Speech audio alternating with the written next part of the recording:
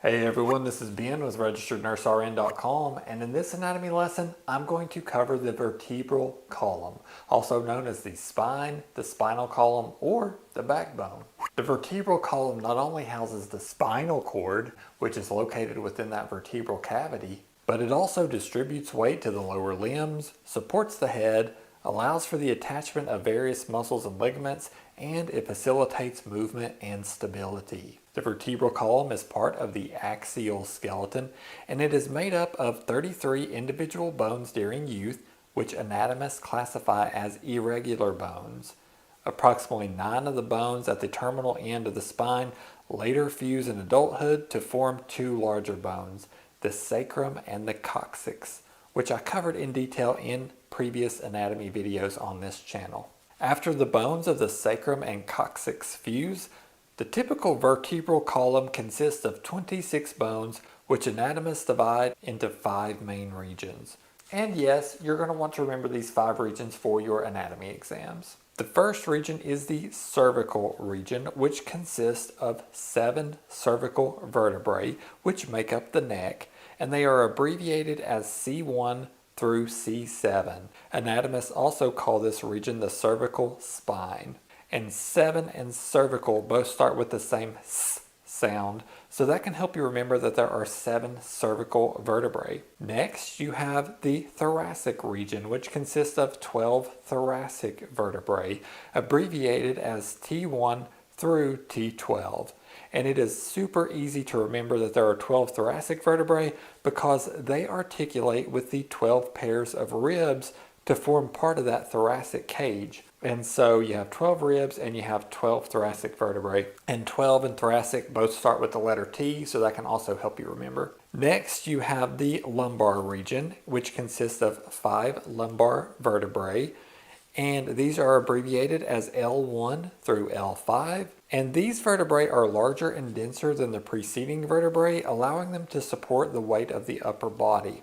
And when you add 5 lumbar vertebrae to the 7 cervical vertebrae, you get 12, which is kind of interesting because that's how many thoracic vertebrae you had in between them. Also, people who work 9 to 5 jobs often complain of having lower back pain when they clock out at 5, so that's how I remember there are 5 lumbar vertebrae. Just below the lumbar vertebrae, you have the 1 sacrum bone, which consists of 5 fused sacral vertebrae, which anatomists label S1 through S5. This triangular bone articulates with the hip bones laterally and with the coccyx bone inferiorly to form the bony pelvis.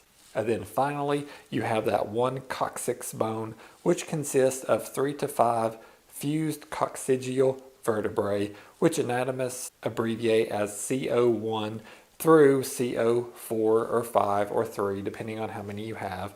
And this bone is also called the tailbone, and it represents the terminal end of the vertebral column. Now, between these vertebrae, you have 23 intervertebral discs, which separate, anchor, and cushion each vertebra. However, it is important to note that there is no intervertebral disc between C1, which is also called atlas, and C2, which is called axis, or between the sacrum and coccyx bones.